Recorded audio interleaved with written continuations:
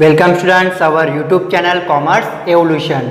Students हमारा chapter number 1 statistic का पूरा हो गया है। आज हम चैप्टर नंबर 3 स्टार्ट कर रहे हैं। ओके स्टूडेंट, तो चैप्टर नंबर 3 का हमारा नाम है केंद्रीय स्थिति के माप। अब उस केंद्रीय स्थिति के माप के चैप्टर में आपको माध्य सीखना पड़ेगा, फिर गुणोत्तर माध्य आएगा। ओके स्टूडेंट, तो यह आपको सीखना है। फिर उसमें आएगा दशांशक, शतांशक, चतुर्थक कैसे ज्ञात करना है। आपको माध्य और जो गुणोत्तर माध्य है उसके बारे में पता ही होगा, आपने 10th में पढ़ा होगा। लेकिन दशांशक, फिर चतुर्थक, फिर शतांशक, वो सब क्या है वो हम इस चैप्टर में जैसे हम आगे बढ़ेंगे, जैसे हम एग्जाम्पल तक पहुँचेंगे तो आपको ऑटोमेटिकली समझ में आएगा कि ये सब क्या है। ओके स्टूडेंट्स, तो अब हम हमारा चैप्टर नंबर 3 थोड़ा स्टार्ट करते।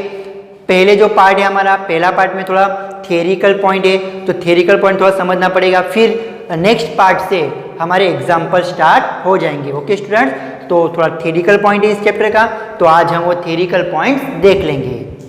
चलो स्टूडेंट्स, अब हम हमारा वीडियो मतलब हमारा जो थियरिकल पॉइंट है तो हम अभी वो स्टार्ट करते हैं।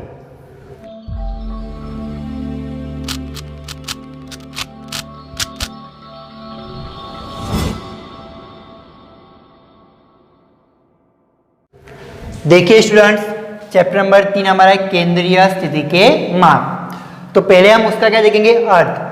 किसी भी चल के अवलोकन जो केंद्रीय मूल्य के इर्द गिर्द संकलित होते हैं उन्हें केंद्रीय स्थिति के माप या औसत कहते हैं। देखो, किसी भी चल के अवलोकन जो केंद्रीय मूल्य के इर्द गिर्द मतलब आसपास संकलित होते हैं, मतलब उसके आसपास संकलित आ जाते हैं, तो उसे हम क्या कहेंगे, केंद्रीय स्थिति के माप या औसत कहते हैं। ओके स्टूडेंट, व्याख्या सरल है।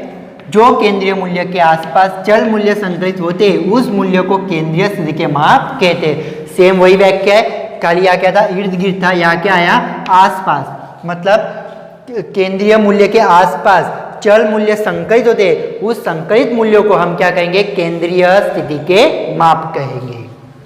आगे देखिए, सांख्यिकीय विश्लेषण, अर्थघटन व तुलना करने हेतु उसका उपयोग किया जाता है।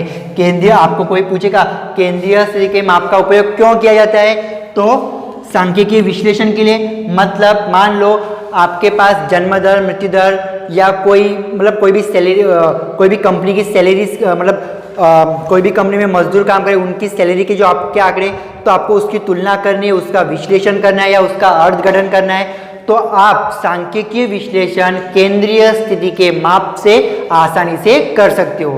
तुलना करनी है तो तुलना भी कर सकते हो। आपके पास आंकड़े होंगे तो आपके पास 2 आंकड़े होंगे, तो कौन सा आंकड़ा ज़्यादा है, कौन सा कम है, कौन सी स्थिति अच्छी है, कौन सी स्थिति विकट है, तो आप आसानी से वो देख सकते हो।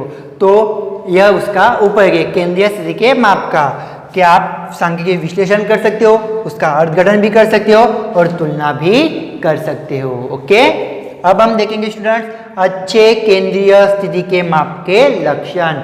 कई बार एग्जाम में यह क्वेश्चन आ जाता है। मान लीजिए क्वेश्चन 1 मार्क्स में हो, ये जो क्वेश्चन है, क्वेश्चन आपको पूछेंगे कि अच्छे केंद्रीय स्थिति के माप के लक्षण बताइए। मान लो 1 मार्क्स में, तो आपको इन 6 में से 2 पॉइंट लिखने पड़ेंगे।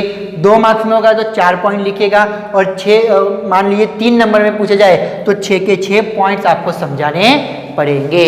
तो एक क्वेश्चन क्या है, एग्जाम के रिलेटेड IMP क्वेश्चन है।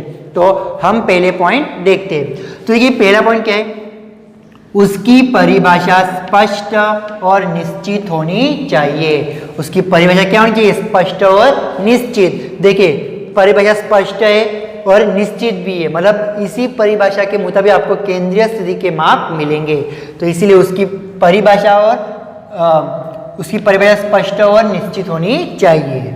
सेकेंड पॉइंट, उसे समझने हेतु एवं गणना हेतु सरलता होनी चाहिए। आप केंद्रीय स्थिति माप की गणना करोगे तो सरल होनी चाहिए, और समझने मतलब वो आसानी से दूसरों को समझ में आए ऐसी होनी चाहिए गणना कॉम्प्लिकेट नहीं होनी चाहिए। ओके स्टूडेंट्स, पॉइंट नंबर 3, वह सूचना के सभी अवलोकनों पर आधारित होना चाहिए। मतलब आप जो भी आंकड़े निकालोगे, जो भी आंकड़ों की गणना करोगे, तो जो भी आप आंकड़े की गणना करोगे वो सभी अवलोकन उसमें आने चाहिए, सभी अवलोकनों पर आधारित होने चाहिए। मतलब मान लीजिए आपने 2-3 अवलोकन छोड़ दिए, ऐसा नहीं होने चाहिए, क्योंकि आपको केंद्रीय स्थिति के माप फिर सही से आएंगे नहीं। तो इसलिए गणना करते वक्त अवलोकनों पर आधारित होना चाहिए, मतलब सभी अवलोकनों का उसमें उपयोग करना चाहिए।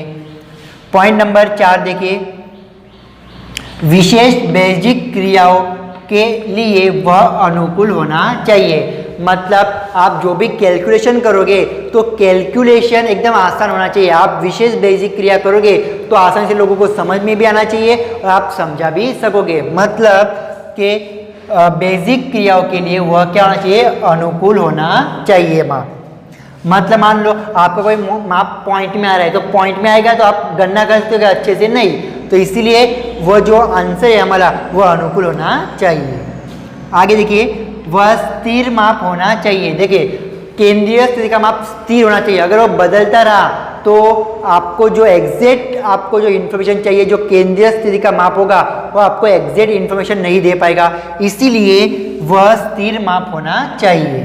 अर्थात एक ही समष्टि से समान आकार के अलग अलग न्यायाधीश लिए जाए तो प्रत्येक न्यायाधीश का औसत मूल्य लगभग समान होना चाहिए। मान लीजिए कि आप समष्टि में से न्यायाधीश चॉइस कर रहे हो, तो आपको एक ही समष्टि में से न्यायाधीश चॉइस करने पड़ेंगे, लेकिन न्यायाधीश भी आपको ऐसे नहीं चाहिए कि जे क्या वो मतलब जिनका समान आकार के अलग अलग न्यायाधीश, आकार क्या हो उनका समान हो, समान आकार के अलग अलग न्यायाधीश लिए जाए तो प्रत्येक न्यायाधीश का औसत मूल्य लगभग समान होना चाहिए। और प्रत्येक न्यायाधीश का जो औसत मूल्य आएगा लगभग समान होना चाहिए। मान लीजिए आपका मूल्य आ रहा है 50, तो जो भी न्यायाधीश हो तो न्यायाधीश का मूल्य कोई 52 हो, कोई 48 हो, कोई 53 हो चलेगा, लेकिन आपका आंसर आ रहा है 50 और कोई न्यायाधीश का मूल्य 70-80 जा रहा है तो चलेगा नहीं। उसके इर्द गिर्द, देखो व्याख्या में था, उसके इर्द गिर्द वो माप होने चाहिए। Okay students,